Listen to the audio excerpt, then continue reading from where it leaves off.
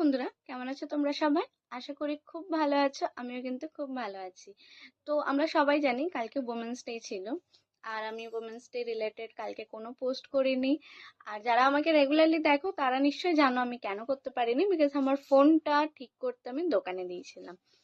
বেশি কিছু বলবো না, শুধু অনেকদিন ধরে ইচ্ছে ছিল যে আমি এই কথাটা বলবো।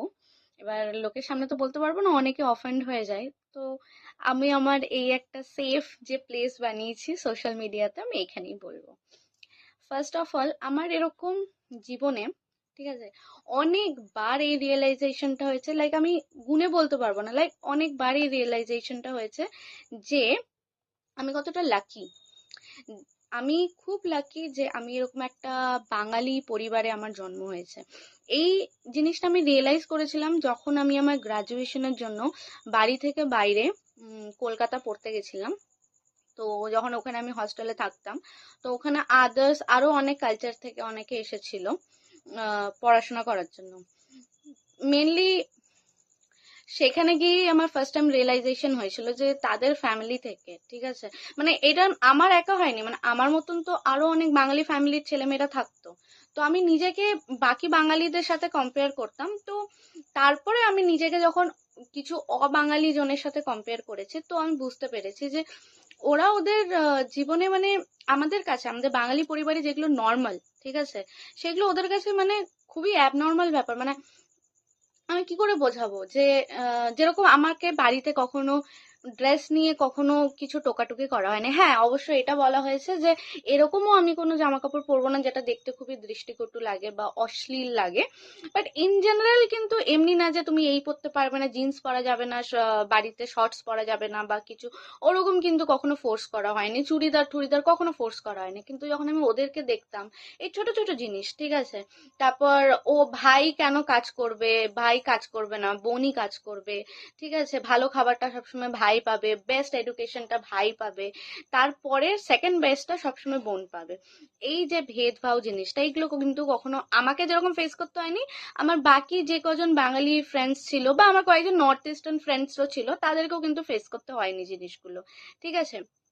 তারপরে তারপরে তো কলেজ কমপ্লিট হয়, তারপর আমি চাকরি বাকরি করা শুরু করি। চাকরি করার সময় তো দেখতাম, ঠিক আছে, যে একটু এরকম ডিফারেন্সিয়েশন গুলো হতো, যেরকম অবাঙালিদের মধ্যে বাড়িতে মেয়েদেরকে তো কাজ করতে, মানে ছোটবেলা থেকেই তার মা বাবারা মানে কাজ করানো শেখায়, তো আমাদেরকে কিন্তু এই জিনিসগুলো কখনো শেখানো হয়নি, ঠিক আছে।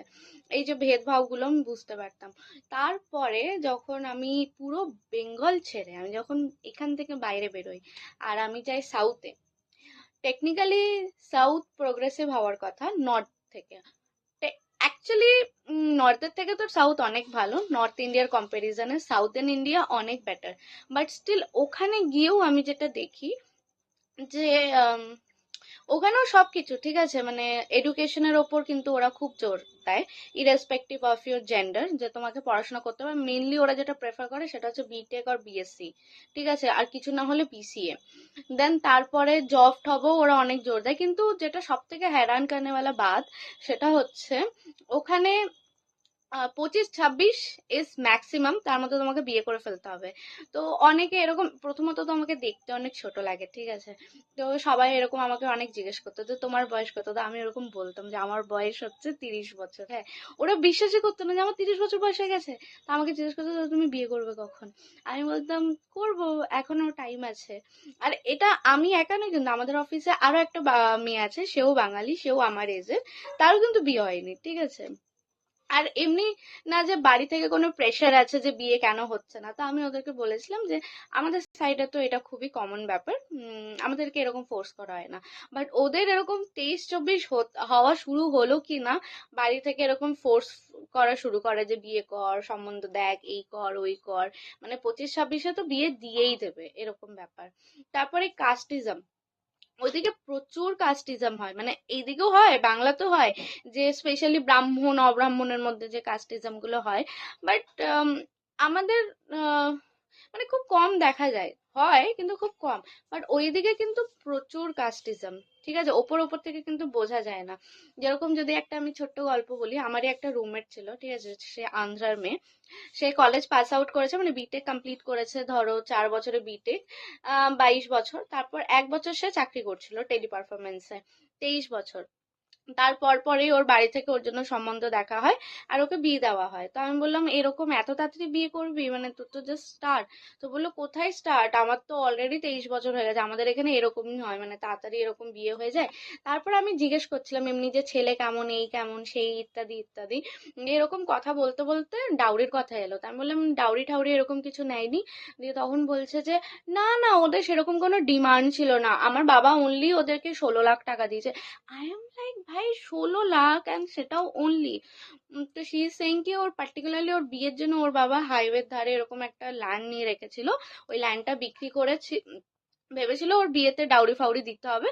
কিন্তু ছেলের বাড়ির লোক খুবই ভালো, ওদের সেরকম কোনো ডিমান্ড ছিল না, ওরা জাস্ট 16 লাখ রুপিস নিয়েছে। আই মিন 16 লাখ রুপিসও কি করে নর্মাল হতে পারে, রাইট? তো তারপরেও আরো এরকম মানে অন্য যত ওই সাইডের এরকম আমার রুমমেটস আছে, ওদের সাথেও কথা বলেছি, যে dowry is so common, so common, ঠিক আছে। মানে ওদের ওখানেও ডাউরি নেওয়া হয়, ওদের ওখানেও কাস্টিজম হয়। আমার তো পুরো, আমি ওদেরকে বলেও ছিলাম যে ব্রো, আমি ভাবতাম যে এটা মেনলি নর্থ ইন্ডিয়াতে হয়, আমার এরকম কোনো আইডিয়া ছিল না যে এই জিনিসগুলো সাউথ ইন্ডিয়াতেও হয়। আমি সাউথ ইন্ডিয়া মানে অনেক বেশি প্রোগ্রেসিভ ভেবেছিলাম। দে আর প্রোগ্রেসিভ, মানে এডুকেশনের দিক দিয়ে ইয়া কোনো কম্প্রোমাইজ হবে না, ক্যারিয়ারের দিকে কোনো কম্প্রোমাইজ হবে না।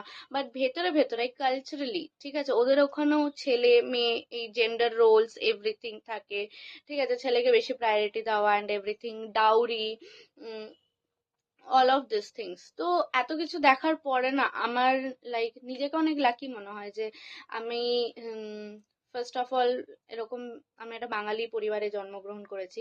বাঙালি তো এরকম আছে কাস্টিজম, তারপর একটু রেস্ট্রিকশন, মানে সেটা একটু গ্রামের দিকগুলোতে দেখা যায়, বাট তাও অতটাও দেখা যায় না। মানে আমাদের এখানে গ্রাম সাইডে যে রেস্ট্রিকশন গুলো দেখা যায়, সেটা ওদের ওখানে সিটিতে দেখা যায়। গ্রামের কথা তো আমি ছেড়েই দিলাম। ওকে। তো এইসব ভাবলেই আমার মনে হয় যে ইয়েস, আমি সত্যি খুব লাকি যে আমি এরকম একটা জায়গায় আমার জন্মগ্রহণ হয়েছে, এরকম একটা প্রোগ্রেসিভ কমিউনিটিতে আমি জন্মেছি, তার মধ্যে এরকম আমি একটা সিটিতে জন্মেছি, ঠিক আছে, আর এরকম একটা ফ্যামিলিতে জন্মেছি যেখানে অ্যাকচুয়ালি মেয়েদেরকে ইকুয়াল ভাবা হয়, মেয়েদেরকে কোনো অংশে কম ভাবা হয় না। আমাদের বাড়িতে এরকম কোনোদিনও হয়নি যে ও ছেলে, ও কেন কাজ করবে, ও কাজ করবে না, তোকেই কাজ করতে হবে। আমাদের বাড়িতে, মানে এটা শুধু আমাদের বাড়িতে না, যেরকম আমার বাড়িতে আমার বাবা রান্না করে, আমার জেঠুকেও আমি রান্না করতে দেখেছি, আমার কাকাকেও রান্না করতে দেখেছি, আমার মায়ের সরি আমার পিসির যে বিয়ে হয়েছে, ঠিক আছে, পিসির বাড়িতে আমি আমার পিসানদেরকেও রান্না করতে দেখেছি। ওকে। সো এটা কোনো বিগ ডিল না। ইনফ্যাক্ট আমাদের যে বৌদিরা আছে, ঠিক আছে, বিয়ের পর আমি আমার দাদাকেও রান্না করতে দেখেছি। আর এমনি না যে ওরা কখনো মানে উইকেন্ডে রবিবার দিন রান্না করছে আর একদম মাংস বা মাটন রান্না করছে, না, নর্মাল ডাল ভাত তরকারি নর্মাল রান্না করতে দেখেছি। ওরা বাড়ির কাজ করতেও দেখেছি, ঠিক আছে, কাপড় কাচতেও দেখেছি। ছেলে মেয়েদের মধ্যে কোনো ভেদাভেদ নেই, ড্রেস পরা নিয়ে কোনো ভেদাভেদ নেই। হ্যাঁ, অবভিয়াসলি এরকমও ড্রেস পরো না, মানে যেটা খুবই দেখতে খুবই অসভ্য লাগে, বাট ইন জেনারেল তোমরা যা ইচ্ছা তাই পড়তে পারো। আর এমনিও না যে মেয়েরা যা ইচ্ছা তাই পড়তে পারে, ইনফ্যাক্ট আমাদের বাড়িতে যে কজন বৌমারাও আছে, তারাও যা ইচ্ছা তাই পড়তে পারে। তুমি মানে যা ইচ্ছা, মানে যা ইচ্ছা, মানে তুমি সভ্যতা বজায় রেখে তুমি jeans skirt top one piece, তোমার যা ইচ্ছা তুমি তাই পড়তে পারো, তাতে কারোর কোনো মানা নেই, জবে কোনো কোনো মানা নেই। ইনফ্যাক্ট আমি তোমাকে কি বলবো, আমার যে বড় বৌদি ছিল, ঠিক আছে, তো এরকম বড় বৌদি যখন বিয়ে হয়েছিল, তো বড় বৌদি স্কুলের টিচার ছিলেন। তো 5টার সময় আমার জেঠু উঠে যেতেন, জেঠু উঠে সকাল সকাল এরকম চা করে বড় বৌদিকে বেডটি দিয়ে ঘুম থেকে ওঠাতো। তারপর বড় বৌদি এরকম ডিউটি যেত, তারপর দুপুরবেলা বড় বৌদি ইংলিশ মিডিয়াম স্কুল, দুপুরবেলা ছুটি হয়ে যেত। যে বড় বৌদি যখন ওখান থেকে আসতো, দুপুরবেলা আমার জেঠুকে ছাতা নিয়ে দাঁড়িয়ে থাকতো, আমার বৌমা রোদে কালো হয়ে যাবে। দিয়ে তারপরে বৌমাকে নিয়ে জেঠু আবার বাড়িতে আসতো, ততক্ষণ আমার বড় মা সব রান্না বান্না করে রেখে দিত, যে এত মানে এরকম সারাদিন কাজ করে দুপুরবেলা আসছে, তো যাতে অ্যাটলিস্ট এসে খাবারটা পায়। তো তারপর খেয়ে দিয়ে বৌদি আবার বেরিয়ে যেত এরকম টিউশন পড়াতে। অবভিয়াসলি মানে এটা অ্যাকচুয়ালি কেউ কখনো ভাবেও নি যে আমরা অনেক, মানে এটা নর্মালাইজ হয়ে গেছে না, মানে আমি কি বলবো। আমি যখন প্রথম আমার মামার ছেলের বিয়ে হয়, তো ওরকম আমার মানে যে বৌমারা ছিল তারা গ্রাম থেকে এসেছিল। তো প্রথম প্রথম এরকম পুরো ঘোমটা দিয়ে এরকম ঘুরে বেড়াতো। তো তখন না আমার মা গিয়ে এরকম বলে এসেছিল যে এরকম ঘোমটা দিয়ে ঘুরে বেড়াচ্ছিস, এরকম হোঁচট খেয়ে পড়ে যাবি, তখন তোর বাপের বাড়ির লোক বলবে আমরা তোকে অত্যাচার করেছি। নেক্সট টাইম থেকে যেন আমি মাথায় ঘোমটা না দেখি।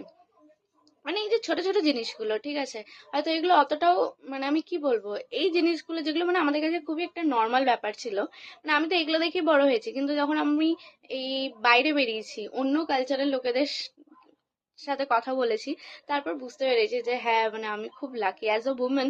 এটা অনেক ভাগ্যের ব্যাপার যে আমি এরকম একটা কমিউনিটিতে জন্মগ্রহণ করেছি।